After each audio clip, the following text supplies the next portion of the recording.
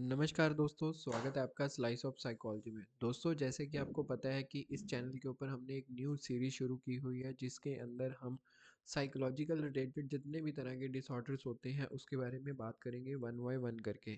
ठीक है, हम ऑलरेडी 2 वीडियोस डाल चुके हैं जो कि फर्स्ट थी न्यूरो डेवलपमेंटल डिसऑर्डर के लिए और सेकंड भी न्यूरो डेवलपमेंटल डिसऑर्डर का सेकंड पार्ट मीन्स एडीएचडी के ऊपर थी और फर्स्ट ऑटिज्म के ऊपर थी। अब ये न्यूरो डेवलपमेंटल डिसऑर्डर का ही थर्ड पार्ट है जो कि इंटेलेक्चुअल डिसेबिलिटी के ऊपर है। ठीक है, तो ये जो हमारा चैनल है स्लाइस ऑफ साइकोलॉजी जो कि आपको अलग अलग तरह की साइकोलॉजी रिलेटेड इन्फॉर्मेशन है प्रोवाइड करता रहता है, चाहे वो गवर्नमेंट जॉब को लेके हो, चाहे साइकोलॉजी के न्यू अपडेट्स हो, चाहे साइकोलॉजी को लेके कोई भी तरह की इन्फॉर्मेशन हो। अगर आप भी अपना साइकोलॉजी साइकोलॉजी में अच्छा करियर बनाना चाहते हैं तो आप हमारे चैनल को ज्वाइन कर लो और साथ में जो भी हमारा ग्रुप है, व्हाट्सएप ग्रुप या इंस्टाग्राम ग्रुप, आप उसको ज्वाइन कर सकते हो ताकि आपको हर एक तरह की इन्फॉर्मेशन, चाहे वो गवर्नमेंट हो प्राइवेट हो, आप तक सबसे पहले पहुंच जाए।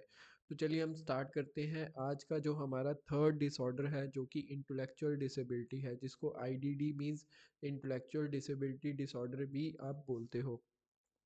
यह भी एक तरह का न्यूरो डेवलपमेंटल डिसऑर्डर है जैसे कि ऑटिज्म और एडीएचडी था जो कि हमने लास्ट वीडियोस में कवर किया हुआ है। ठीक है, इंटेलेक्चुअल डिसेबिलिटी बेसिकली वो होता है जो बच्चों को प्रॉब्लम हो थिंकिंग एबिलिटी के अंदर, लर्निंग के अंदर एंड उनकी जो एडीएल्स हैं, एक्टिविटी ऑफ डेली लिविंग्स है, उसके अंदर प्रॉब्लम हो, उसको हम बोलते हैं इंटेलेक्चुअल डिसेबिलिटी।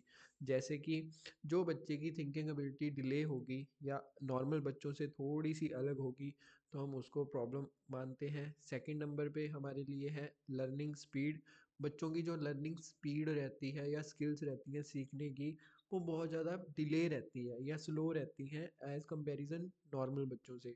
ठीक है, थर्ड नंबर की अगर बात करें तो डेली लाइफ की जो उनकी स्किल्स रहती हैं, ठीक है, जो एक्टिविटीज़ हैं, एक्टिविटी ऑफ डेली लिविंग है, ठीक है, या कोई भी काम करना पूरे दिनचर्या के अंदर, तो वो चीज़ें थोड़ी सी डिले रहती हैं एज कंपैरिजन नॉर्मल बच्चों से। तो तीन चीज़ें आपने याद रखनी है इंटेलेक्चुअल डिसेबिलिटी में: thinking ability, learning speed and daily life skills में प्रॉब्लम रहती है।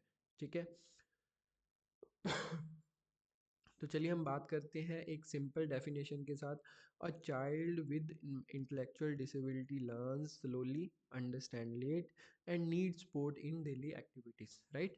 तो अगर सिंपल मैं आपको लोकल लैंग्वेज में समझाऊं या नॉर्मल हम तरीके से एक पेरेंट्स एज अ पेरेंट हम कैसे इसको समझ सकते हैं, तो जो बच्चे का आईक्यू नॉर्मल बच्चों से कम होता है और उनको जो डेली लाइफ के काम होते हैं जैसे कि कपड़े धोना, कपड़े पहनना, सफाई करना, है ना, या अपने स्कूल का होमवर्क करना, है ना, या डेली लाइफ में जो भी चीज़ें रहती हैं जो डेली पर्पस के लिए यूज़ होती हैं, उसमें करने में अगर उसको दिक्कत होती है या वो डिले होता है या बहुत स्लो होता है तो हम उसको बोलते हैं इंटेलेक्चुअल डिसेबिलिटी इसको हो सकता है। अब इसका क्या कारण हो सकता है? सिंपल सा पहला मेजर कारण है प्रेगनेंसी प्रोग्राम प्रॉब्लम।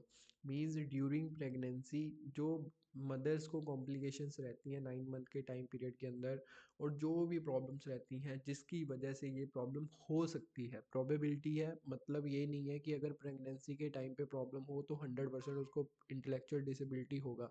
नहीं भी हो सकता, हो भी सकता है, पर ये एक मेजर कॉजेज़ है बहुत सारे कॉजेज़ के अंदर। ठीक है, सेकंड नंबर पे बर्थ, ड्यूरिंग बर्थ उसको कोई भी इंजरी हो सकती है, ऑक्सीजन की प्रॉपर कमी ना पहुंचे उसके ब्रेन तक तो हो सकता है, इन्फेक्शन हो सकती है, या कोई भी जेनेटिक इशू हो सकता है जिसको आप डाउन सिंड्रोम भी बोलते हो, या हेड इंजरी या माल न्यूट्रिशन भी प्रॉब्लम हो सकती है। ठीक है, अगर मैं एज की बात करूं तो ये बाय बर्थ होता है और ये 5 साल से 7 साल के अंदर अंदर इसके जो सिम्टम्स हैं बहुत ईजिली आपको दिख सकते हैं।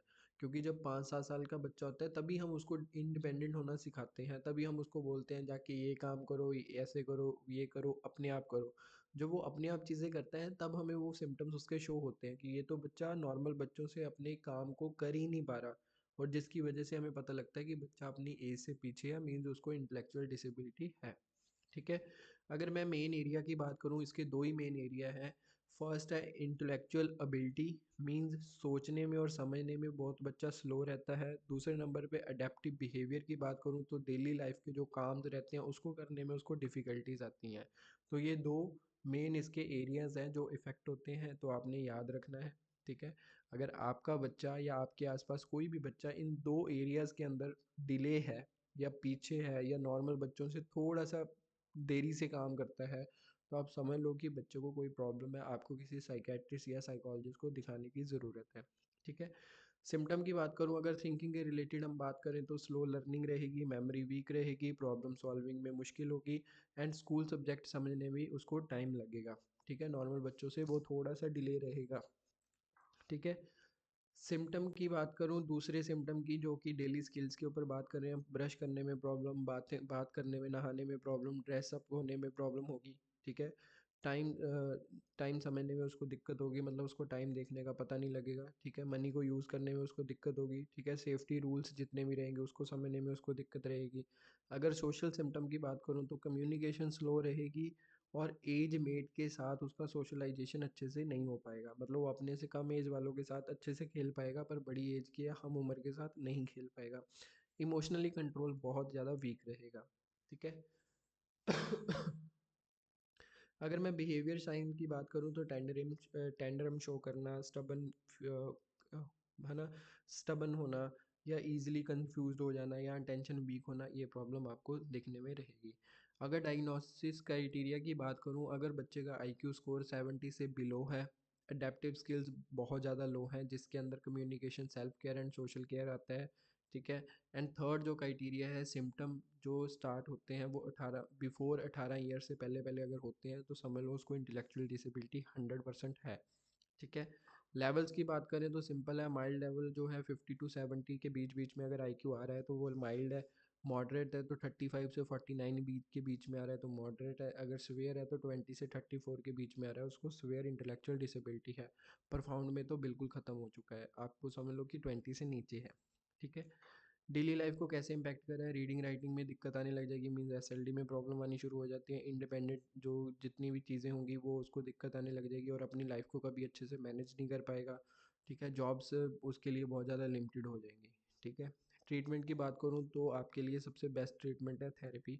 मेडिसिन बाद में काम करती है क्योंकि इसका ये ट्रीटेबल तो नहीं है। ठीक है, ऑब्वियस ही बात है। थेरेपी काम करेगी तो थेरेपी में special education, occupation therapy, speech therapy, behaviour therapy, life skill training, ये सारी थेरेपीज़ आपके लिए इंपॉर्टेंट है एज अ इंटेलेक्चुअल डिसेबिलिटी वाले बच्चों के लिए। ठीक है।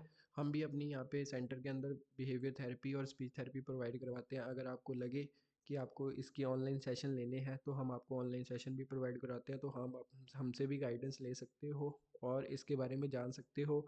और अगर आपने बिहेवियर थेरेपी और स्पीच थेरेपी सीखनी है और स्किल्ड साइकोलॉजिस्ट या स्किल्ड थेरेपिस्ट बनना है तो आप हमसे तब भी बात कर सकते हो। आपको हम वो भी चीज़ें सिखाते हैं और वेल सर्टिफिकेट भी प्रोवाइड करते हैं जो कि वैलिडेट और रिलायबल रहता है।